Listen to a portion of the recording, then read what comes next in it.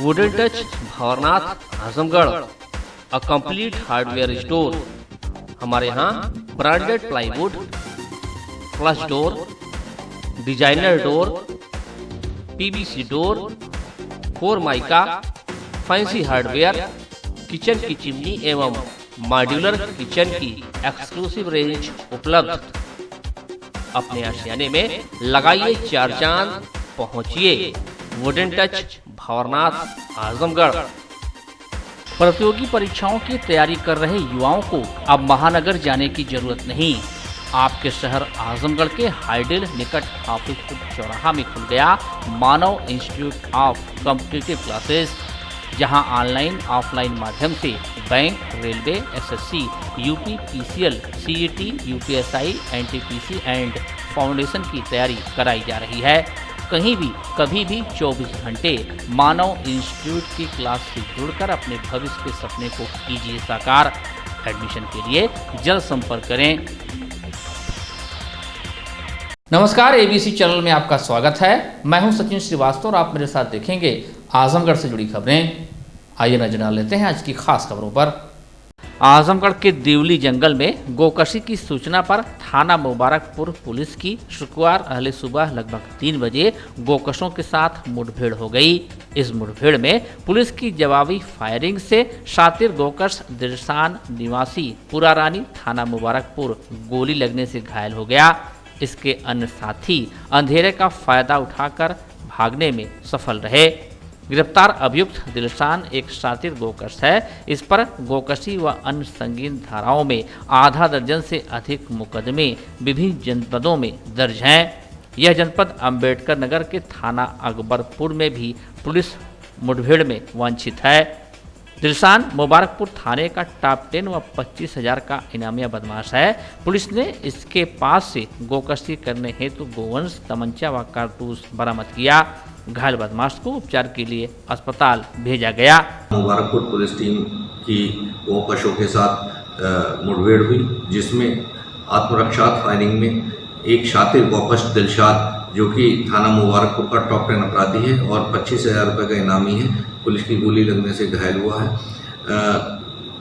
वाक़यात ये है कि एक सूचना पर थाना मुबारकपुर पुलिस देवली के जंगल में गई थी। वहाँ कुछ गोकश एक गौवंश को काटने की तैयारी कर रहे थे और जब उन्हें गिरफ्तार करने की कोशिश की तो उनके द्वारा पुलिस पर फायरिंग की। जवाबी फायरिंग में एक गोकश घायल हुआ और कुछ गोकश मौके का फ़ायदा उठाकर वहां से भागने में कामयाब हो गए, जिनकी तलाश की जा रही। घायल अभियुक्त दिलशाद को अस्पताल भेजा गया। विकास की बातें करने वालों से छोटा सा शहर नहीं संभलता। ये बातें हर एक उस व्यक्ति की जुबान पर होती हैं जब वह यहाँ की सड़कों पर चलता है। उन सड़कों पर चलकर किसी का दिल ओले ओले नहीं बोलता, बल्कि उसका तन बदन हिचकोले खाया करता है। और ऐसी ही शहर की एक सड़क है हर्रा की चुंगी गुलामी का पुरा से कोट मोहल्ला तक को जोड़ने वाली यह बेहद ही आमो खास सड़क, जो कि कई सालों से गड्ढा मुक्त नहीं हो पाई है। सदर हॉस्पिटल सहित कई बड़े हॉस्पिटलों, विद्यालयों व संस्थानों को जोड़ने वाली इस सड़क की उपेक्षा से हर एक शहरी परेशान है। शासन प्रशासन के प्रति उसका आक्रोश देखने सुनने को मिल रहा है। साथ ही साथ यहाँ के सांसद व गुल्लर का फूल बन चुके अखिलेश यादव के प्रति भी लोगों में गहरा आक्रोश व्याप्त है।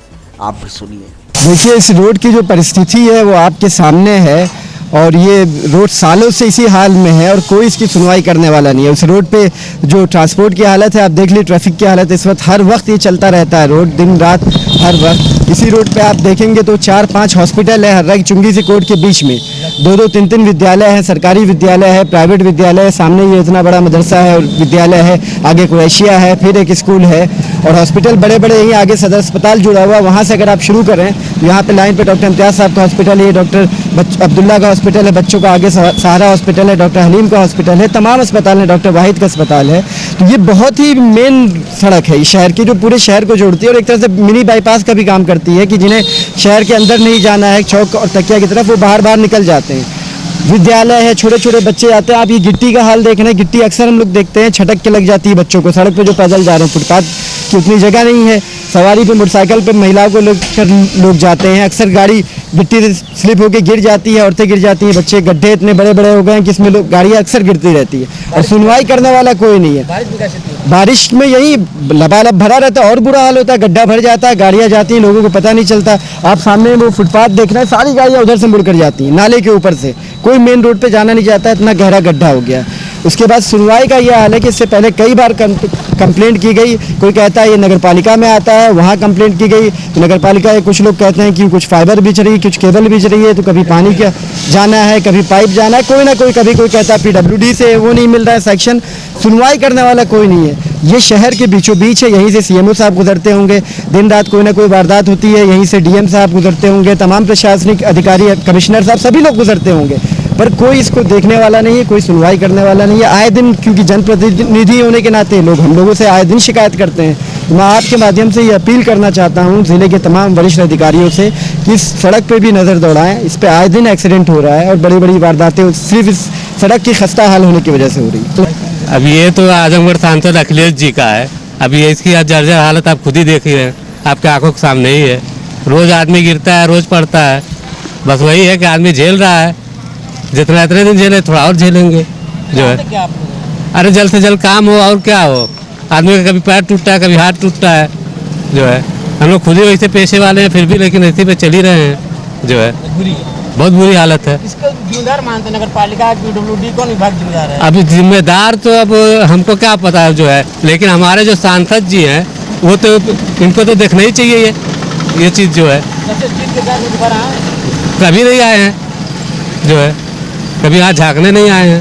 रोड की स्थिति तो आप देख ही रहे हैं, बहुत बुरा हाल है रोड का, दुनिया भर के गड्ढे हैं, जगह जगह एकदम समझ लीजिए कि कमर टूट जाती है, बहुत खराब स्थिति है रोड की।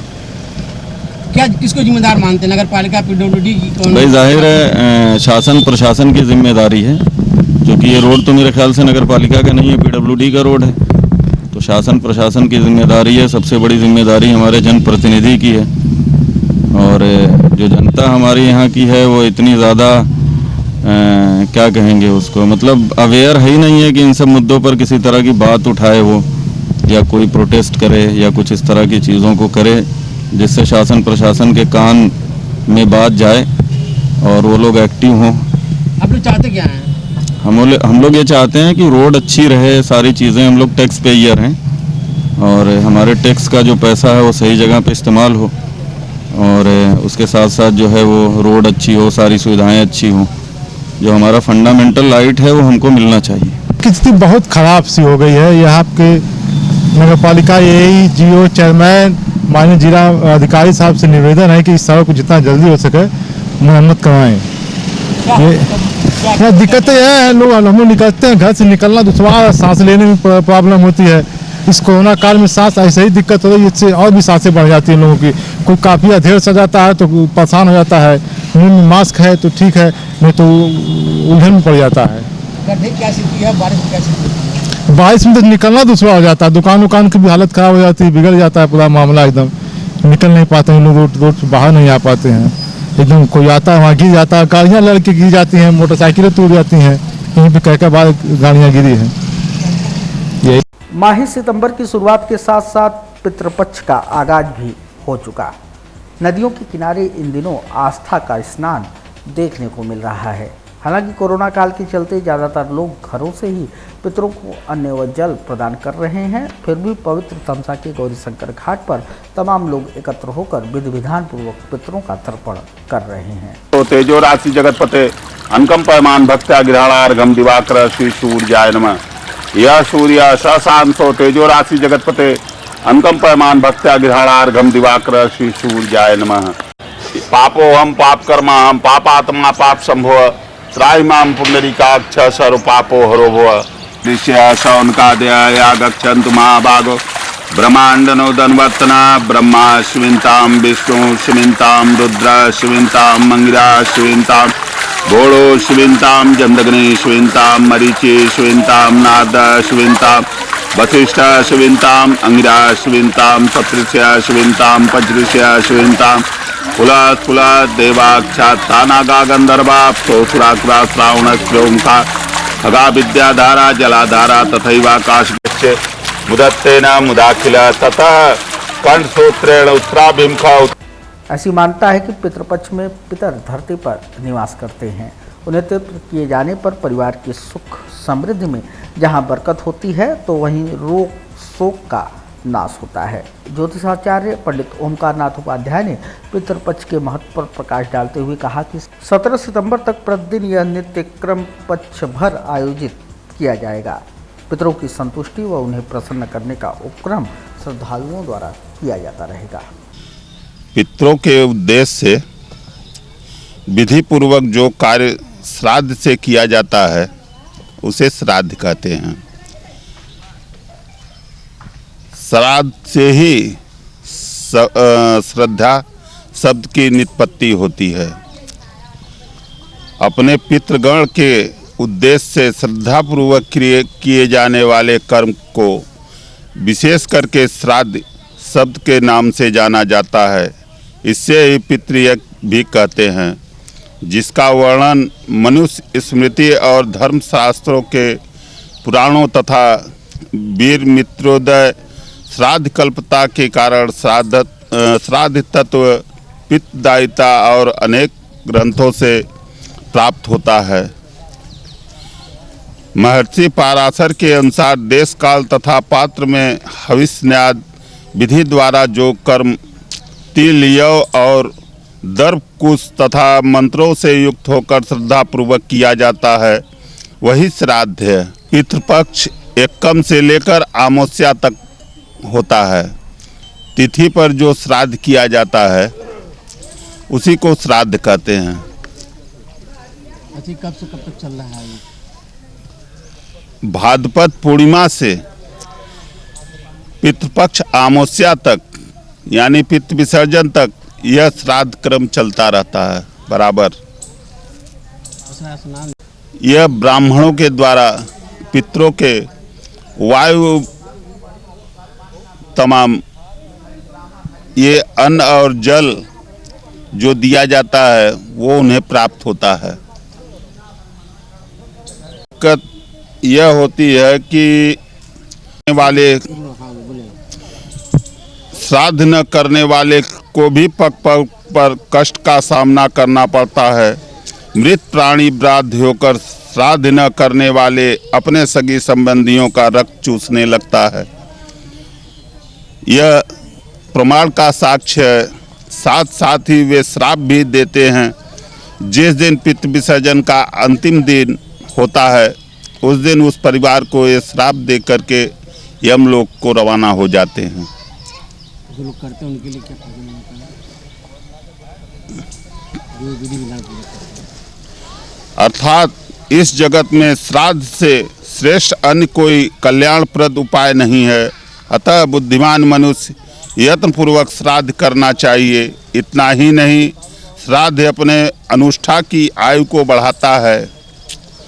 पुत्र प्रदान कर कुल परंपरा को अनुच्छल रखता है।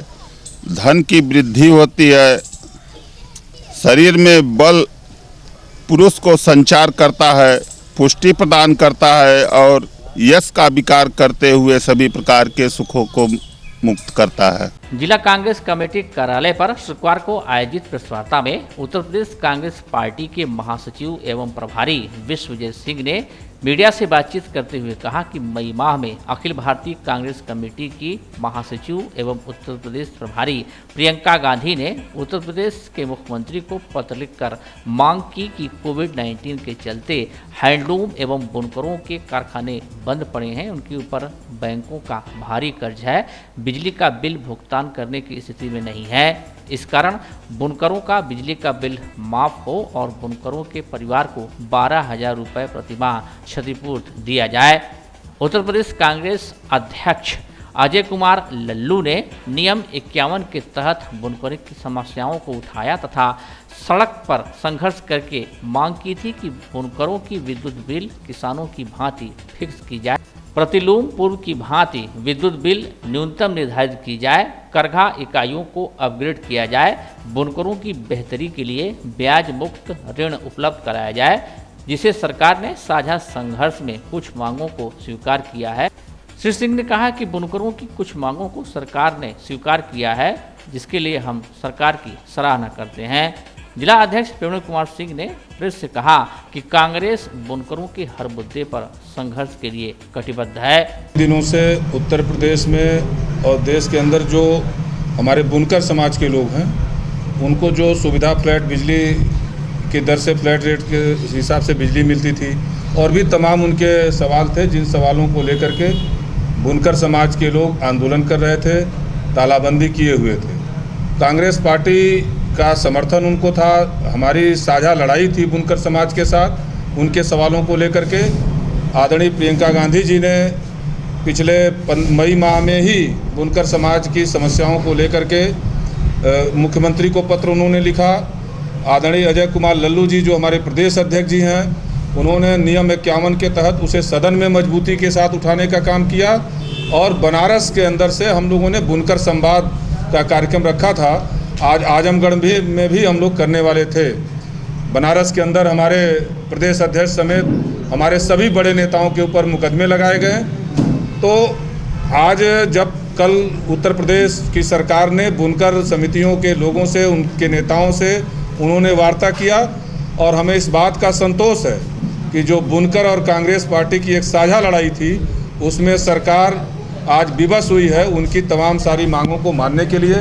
जो बिजली का दर था, जो हम लोग पहले से कह रहे थे कि फ्लैट दर पर बिजली मुहैया कराया जाए, अभी सरकार ने उसे जुलाई माह तक के लिए स्वीकार किया है कि जुलाई माह तक जो बिजली का दर है वो पिछले जो नियम थे उन नियमों के तहत जमा करने हैं। लेकिन आगे भी बुनकरों के तमाम सारे ऐसे सवाल हैं, वो आगे भी उनको फ्लैट दर पर बिजली मिले, बुनकर आयोग बने, जो हमारे बुनकर उद्योग को बढ़ावा देने के लिए संत कबीर नगर के अंदर, जौनपुर के अंदर, मऊ के अंदर जो हमारे काटन उद्योग थे जो बंद हो गए थे, जिसे कांग्रेस पार्टी ने अपने समय में शुरू किया था, तो इस सब चीज़ों को आगे और शुरू किया जाए, बुनकर उद्योग को भी बढ़ावा दिया जाए, पूरी तौर पर सरकार उसे संरक्षण दे। इसके लिए कांग्रेस पार्टी बुनकर समाज के साथ मिलकर के संघर्ष करने का काम करेगी। आज हम लोग आप लोगों के माध्यम से इस बात के लिए संतोष व्यक्त करते हैं और सरकार को धन्यवाद देते हैं कि जो हमारी साझी लड़ाई थी उस आवाज़ को आपने सुना, लेकिन आगे भी जो उनको आगे फ्लैट दर पर बिजली मिले, उनको आगे जो उनकी बुनकर समाज की जो समस्याएं हैं, उनको जो कच्चा माल की उपलब्धता है, उनके जो तैयार माल है उसके खरीद का सवाल है, यूपिका को डेवलप करने का सवाल है, इन सारे सवालों को सरकार पूरा करे, इसको लेकर के कांग्रेस पार्टी पूरी मजबूती के साथ आंदोलन करेगी। हमारा ये मानना है कि जो आज देश के अंदर स्थिति है, जब हम रोजगार की बात कर रहे हैं, जब हम लोगों को नौकरी देने की बात कर रहे हैं, तो बुनकर समाज एक ऐसा समाज है जो बड़े तौर पर कुटीर उद्योग के माध्यम से हमारे नौजवानों को रोजगार उसमें मिला है, बहुत बड़ी आबादी को रोजगार मिला है।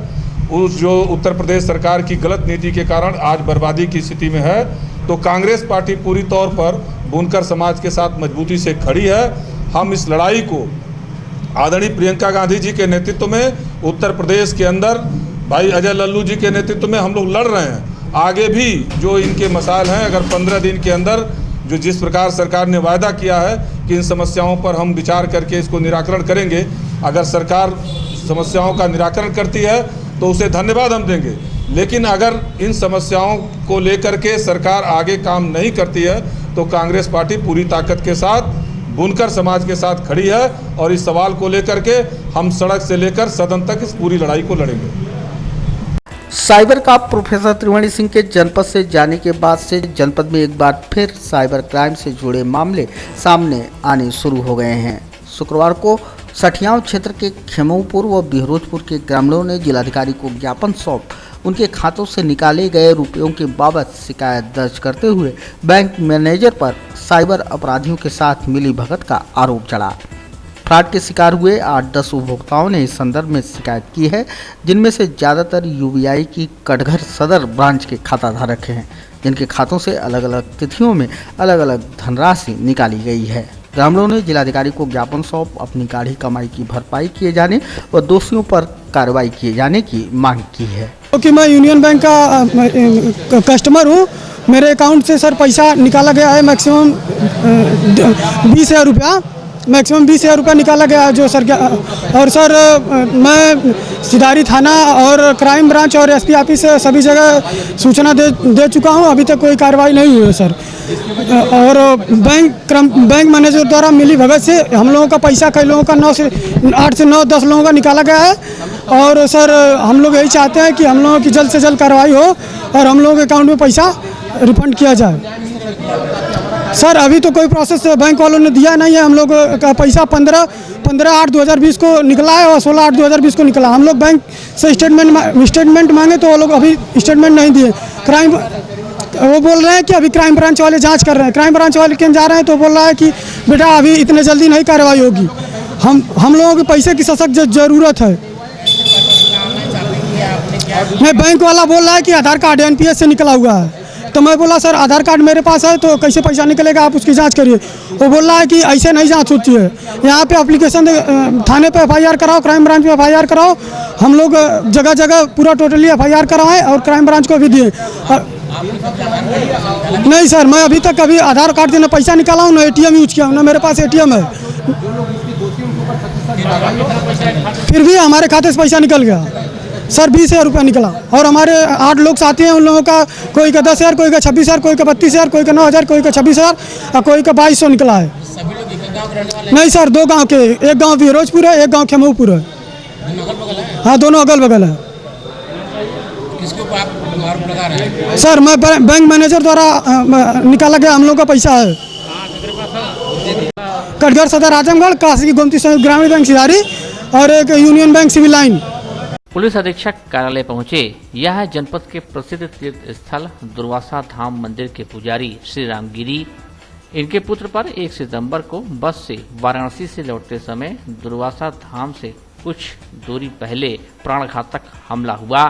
पुराने रंजिश को लेकर 9 की संख्या में हमलावरों ने बस के अंदर घुसकर लाठी डंडे से जमकर मारा पीटा और मरा हुआ समझकर नहर में फेंक दिया। लोगों की भीड़ इकट्ठा होने पर हमलावर फरार हो गए। किसी तरह से बस के ड्राइवर ने पुजारी के पुत्र को मंदिर तक पहुंचाया। पुत्र का इलाज इस समय शहर के एक निजी अस्पताल में चल रहा है। श्री राम गिरी ने पुत्र पर हमले की तहरीर फूलपुर कोतवाली में दी, लेकिन पुलिस ने मुकदमा दर्ज नहीं किया। थाने से न्याय न मिलने पर दुर्वासा धाम मंदिर के पुजारी ने पुलिस अधीक्षक से गुहार लगाई है। गिरी पर गया था वाराणसी कुछ सामान लेने के लिए। बनारस वाली बस, एक बस चलती है दुर्वासा से बनारस, उसी बस से गया था सर। तो गांव के अपने नज़दीक कुछ लोग आकर के उसको बंदीरपुर गांव के हैं सर, उसके ऊपर कातिलाना हमला किया। नाम सबका जानते हैं सर, इस दरखास्त पे लिखा हुआ सर। और सर गाड़ी बढ़िया करके और उसको बस में से खींच करके सर 10-12 लोग मिल करके उसको लाठी डंडा, उसको मरा हुआ समझ करके उसको सर नहर थी उसी नहर में फेंक दिए सर, हाथ गोड़ बांध करके। और जब खलासी बोला कि इसका काम ख़त्म हो गया तो सब चले गए। ड्राइवर और खलासी जो है दोनों मिल करके किसी तरह से उस लड़के को बस में बैठा करके दुर्वासा ले आकर के मंदिर पर उतारे उसको। ये कब की घटना है? ये सर जो है घटना 1 तारीख की है और शाम 6 बजे की है। शाम 6 बजे बस लौटती है वो सर। ये बताइए इस मामले को लेकर किसी थाने में रपट लिखवाएं या क्या? थाने में गए थे सर, एक दरखास्त तहरीर लिखवाने के लिए। हमने कहा कि कौन सा थाना पड़ता है? थाना फूलपुर पड़ता है सर। रपट लिखाया? एक तहरीर दे दी तो कहे कि इस तहरीर पर हम रपट दर्ज नहीं करेंगे, हम अपनी मर्जी से लिखेंगे, नहीं तो लेकर जाइए यहाँ से। तो हमने कहा सर ठीक है अपनी मर्जी से लिख दीजिए। तो कहे कि 325 लिख करके हम रख दिए हैं यहाँ, अब जब आपकी मर्जी होता हो आप ले लीजिएगा। हम दुर्वासा मंदिर पुजारी है सर, वहीं रहते हैं। लड़का इस समय कहाँ है? लड़का वेदांता हॉस्पिटल में सर इमरजेंसी में है।